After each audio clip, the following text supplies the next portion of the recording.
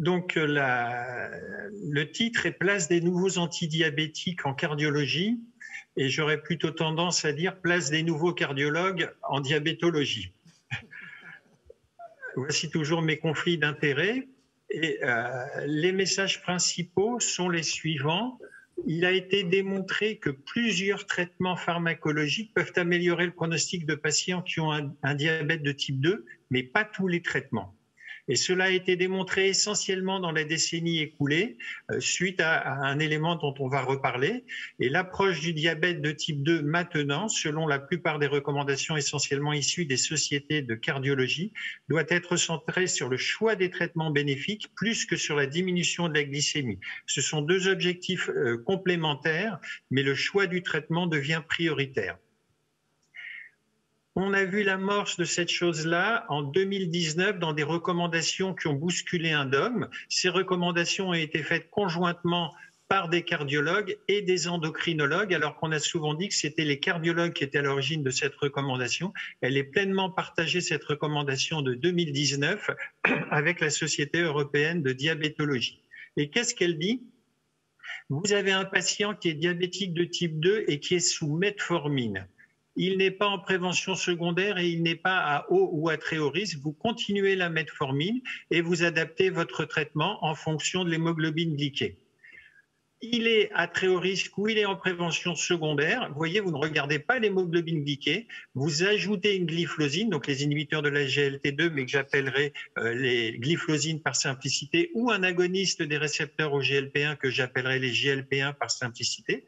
Et une fois que vous avez ajouté ce traitement, vous regardez l'hémoglobine glyquée et si elle est au-dessus de la cible que vous avez prédéfinie, vous utilisez les autres traitements possibles. Et c'est là où a été le changement. Chez un patient chez qui on découvre un diabète et qui n'a aucun traitement antidiabétique, il n'est pas en prévention secondaire ou il n'est pas à haut ou très haut risque, vous débutez par de la metformine et vous ajustez votre traitement en fonction de l'hémoglobine glyquée. Toutefois, s'il est en prévention secondaire à haut ou à très haut risque, vous débutez d'emblée par une glyphlosine ou un GLP1 et vous regardez secondairement l'hémoglobine glyquée pour ajouter la metformine.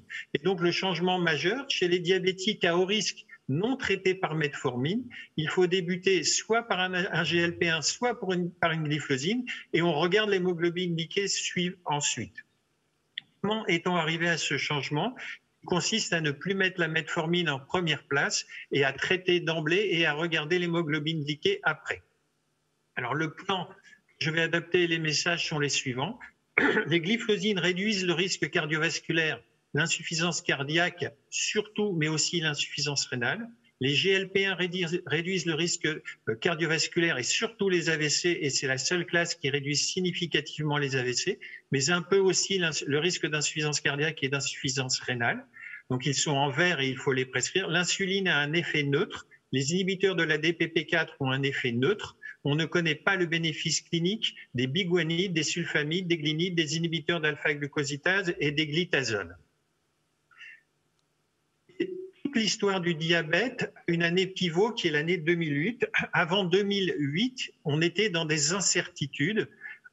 Est-ce que les médicaments ou la baisse de la glycémie provoquent un bénéfice ou pas ? Doute sur l'amélioration du pronostic vital ou cardiovasculaire, doute sur l'amélioration du pronostic microvasculaire, doute sur le bénéfice à long terme et doute sur le bénéfice à traiter précocement. Je dis que l'insuline a un effet neutre. C'est très simple. Nous avons une étude qui est la même que j'ai montrée tout à l'heure, l'étude Origine, donc un bras avec les oméga 3, mais un autre bras, insuline contre traitement standard, 12 000 patients suivis 6,2 ans. Premier critère, les décès cardiovasculaires. Deuxième critère, le critère classique, une baisse de l'hémoglobine glyquée sous insuline. Et aucun effet sur les événements cardiovasculaires, sur les hospitalisations pour insuffisance cardiaque quand on les rajoute, et sur la mortalité toute cause. Et aucun effet significatif sur les événements microvasculaires. On a baissé l'hémoglobine glyquée pendant 6 ans avec de l'insuline et on n'a pas de bénéfice sur quoi que ce soit. On a par contre 2 à 3 fois plus d'hypoglycémie. On ne connaît pas le bénéfice clinique de toutes ces classes thérapeutiques, les biguanides étant représentés principalement par la metformine. Sachez que ce qui fait la base de la metformine, c'est l'étude du KPDS 34. dont la partie qui a débuté en 77 pour se terminer en 97, dont la partie metformine a été additionnée au protocole de l'étude en 81 et qui n'a concerné la metformine, son degré d'évaluation dans une étude ouverte dont les critères ont constamment changé, dont leur mode d'évaluation n'a été évalué que chez 342 patients dans cette étude. Et comme il y avait plein de comparaisons possibles, on peut tout dire de cette étude. Que fait la metformine sur les événements microvasculaires? Quand l'étude s'arrête en 97, publiée en 98, la metformine n'a aucun effet sur les événements microvasculaires. Un an après, elle en a, 2 ans après, elle n'a pas d'effet. Et quand on est avec 25 ans de recul pour la metformine n'a aucun bénéfice sur les événements microvasculaires. Qu'en est-il de la stratégie de traitement qui dit je vais baisser fortement l'hémoglobine glyquée par rapport à la laisser à un traitement standard? On arrête l'étude au moment où l'effet est significatif et non pas au moment où tant d'événements sont survenus ou etc., comme dans un protocole normal, et c'est significatif. Et on publie en 2008 l'étude UKPDS long terme où on vous remonte qu'à la fin c'est encore significatif. Le problème c'est que vous prenez les traitements intensifs pendant une dizaine d'années, vous êtes significatif. 11 ans, ça ne marche pas. 12 ans, ça ne marche pas. 13 ans, ça marche, etc. Ça ne marche pas. C'est-à-dire que c'est un effet complètement aléatoire et on a arrêté l'étude simplement quand c'était bénéfique. Si on l'avait arrêté là, on n'aurait aucun bénéfice du traitement. Cette étude est un record des biais méthodologiques. Si on croit cette étude, comme on avait du mal à recruter des patients pour la metformine, à un moment, on a dit ceux qui sont sous sulfamide, on va rajouter de la metformine et voir ce que ça donne. Et vous pouvez comparer un groupe sulfamide et un groupe sulfamide et metformine. Et voilà les décès en rapport avec le diabète. Quand vous additionnez la metformine à un sulfamide, vous avez 2 fois plus de décès en rapport avec le diabète. C'est en toutes lettres dans l'étude UKPDS du Lancet de 98.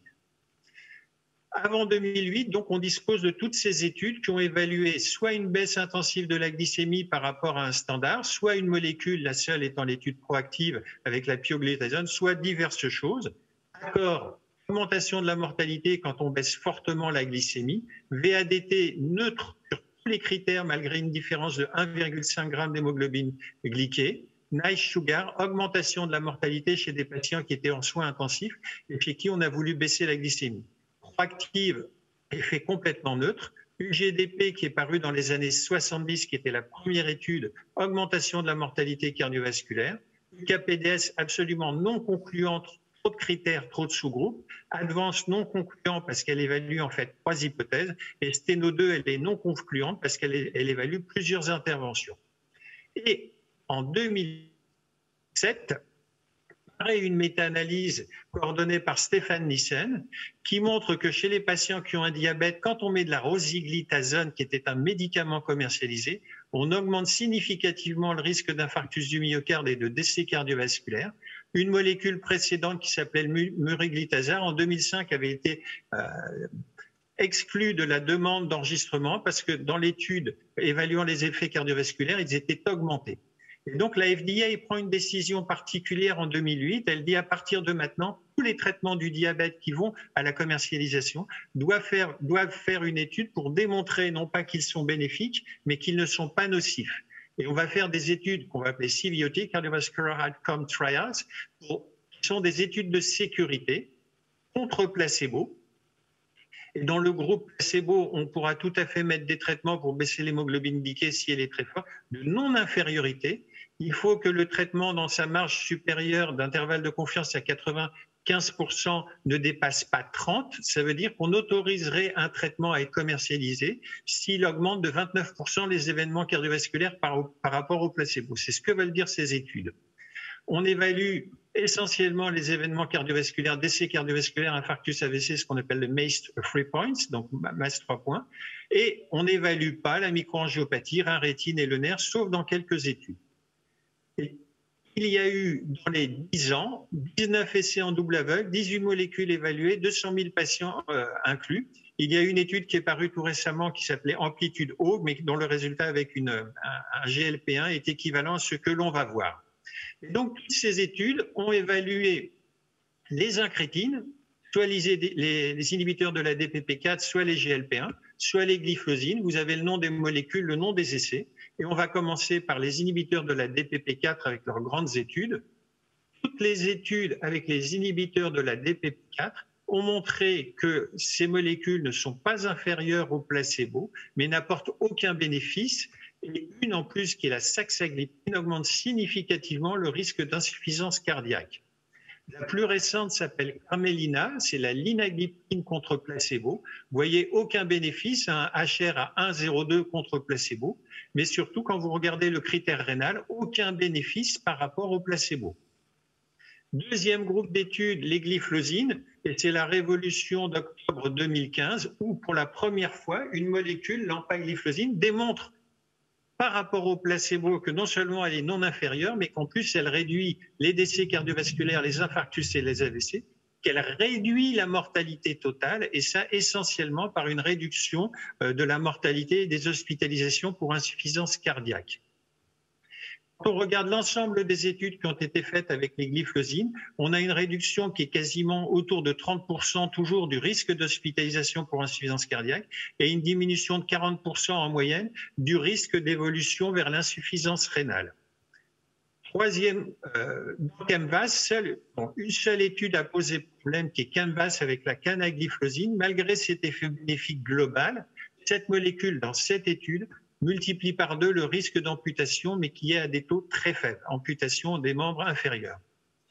Troisième groupe d'études, celle faite avec les GLP1, les molécules et leurs résultats. Et en gros, ces molécules vont avoir un effet bénéfique pour la plupart, qui va se traduire pour au moins 2 d'entre elles, le sémaglutide et le liraglutide, par une diminution de la mortalité totale et une évolution favorable de la fonction rénale. Et on arrive, donc c'est une méta-analyse parue l'an dernier, mais elle est très explicite. Vous avez ici donc la ligne d'identité. Quand on est à droite, c'est en faveur du placebo. Quand on est à gauche, c'est en faveur du traitement étudié. Et vous aurez toujours les GLP1, les glyphosines et les IDPP4. Vous voyez que si l'on considère le critère primaire, toutes études confondues, les inhibiteurs des DPP4 n'ont aucun bénéfice. Par contre, tant les GLP1 que les glyphosines diminuent ce critère triple, décès cardiovasculaire, infarctus et AVC, mais pas pour les mêmes raisons. Vous voyez que les GLP1 ont une petite tendance à diminuer les infarctus, mais on est au ras et on n'est pas significatif. Les glyphosines ne les diminuent pas et les IDPP4 n'ont pas d'effet du tout. En revanche, sur les AVC fatales, les GLP1 diminuent significativement le risque d'AVC fatal, ce qui n'est pas le cas avec les glyphosines, ce qui n'est pas le cas avec les inhibiteurs des DPP4. Et donc l'effet principal des GLP1, vous le voyez, c'est une diminution des événements athérothrombotiques. Et on va voir que les glyphosines, ça n'est pas tout à fait pareil. Quand on regarde les décès cardiovasculaires, les GLP1 sont au ras de la significativité, mais n'ont pas d'effet. Les glyphosines diminuent considérablement le risque de décès cardiovasculaire et les IDPP4 n'ont aucun effet. Quand on regarde les décès de toutes causes, les GLP1 comme les inhibiteurs de la SGLT2 diminuent significativement le risque, ce que ne font pas les IDPP4, alors que dans toutes ces études, la baisse d'hémoglobine glyquée était sensiblement pareille sous ces groupes thérapeutiques. Les GLP1 diminuent légèrement le risque d'insuffisance cardiaque de 13%, ça n'est pas énorme, mais c'est significatif. Par contre, les GLT2 diminuent les glyphosines de 32% le risque d'insuffisance cardiaque, alors que les IDPP4 ont tendance à légèrement l'augmenter. Sur l'altération de la fonction rénale, les GLP1 la diminuent légèrement l'altération, mais c'est significatif. Les glyphosines, on a vu de 40%, on améliore le pronostic rénal de 40%, et les IDPP4 n'ont aucun effet. Et donc, on voit qu'alors que les GLP1 avaient un effet anti-athérothrombotique prédominant, les GLT2, les glyphosines, diminuent surtout, améliorent surtout le pronostic rénal et le pronostic par insuffisance cardiaque, ce que font aussi les GLP1, mais à un moindre taux. Et donc, on a des médicaments qui tous diminuent la glycémie. Certains n'ont aucun effet, les inhibiteurs de la DPP4, alors qu'en France, ils occupent 40% du marché. Les GLP1 diminuent le risque d'AVC et d'insuffisance cardiaque ou d'insuffisance rénale et ils ne font que 10% du marché. Et les glyphosines sont actuellement commercialisées depuis un peu plus d'1 an et arrivent péniblement à 5% du marché. Si on regarde ici, on a une chose très particulière. Toutes les glyphosines diminuent le risque d'insuffisance cardiaque dans une même proportion. Et on s'est dit, c'est tellement bizarre qu'on va évaluer cet effet dans l'insuffisance cardiaque à fraction d'éjection altérée. Vous le savez très bien, il y a 2 ans, les résultats de l'étude HF qui comportait moitié de diabétiques, moitié de non-diabétiques, ont montré que la dapagliflozine réduit le risque de décès et d'hospitalisation pour insuffisance cardiaque, réduit le risque d'hospitalisation pour insuffisance cardiaque, réduit la mortalité cardiovasculaire et réduit la mortalité toute cause. Que l'on soit diabétique ou pas, l'effet est homogène. Ces résultats ont été confirmés l'année suivante par Emperor Reduced, qui montre le même effet, sauf pour la mortalité totale, mais la méta-analyse de ces 2 études montre que l'effet est un effet global des glyphosines sur le pronostic de l'insuffisance cardiaque, que l'on soit diabétique ou non. Et vous le savez, à l'ESC tout récemment, viennent d'être présentés les résultats de l'étude Emperor Preserved chez des patients à fraction d'éjection préservée. L'empagliflozine réduit de 21% les événements du critère primaire décès cardiovasculaire et hospitalisation pour insuffisance cardiaque, essentiellement et exclusivement par une réduction de 29% du risque d'hospitalisation pour insuffisance cardiaque. Comme on avait constaté que les glyphosines améliorent aussi le pronostic rénal, on a fait la même chose. On a pris des patients avec une néphropathie, qu'ils soient diabétiques ou non, donc altération du débit de filtration glomérulaire et augmentation de l'albuminurie, l'étude DAPA-CKD, et on réduit les événements rénaux et dont la mort de cause rénale et les événements cardiovasculaires, et l'on réduit avec ces molécules la mortalité totale chez des patients insuffisants rénaux. Donc vous comprenez que on a découvert un petit peu par hasard une molécule fantastique, un groupe de molécules fantastiques, qu'ils deviennent des traitements prioritaires et qu'il est tout à fait logique. On peut même se demander l'intérêt de démarrer par la metformine. Il devient logique chez les patients diabétiques à haut risque non traités par metformine de débuter le traitement par une glyphosine ou un GLP-1 et d'adapter le reste du traitement en fonction de l'hémoglobine glyquée. La question est, est-ce que vous êtes maintenant ouvert au changement et prêt à passer à la pratique? Je vous remercie de votre attention et je suis donc disponible pour les questions.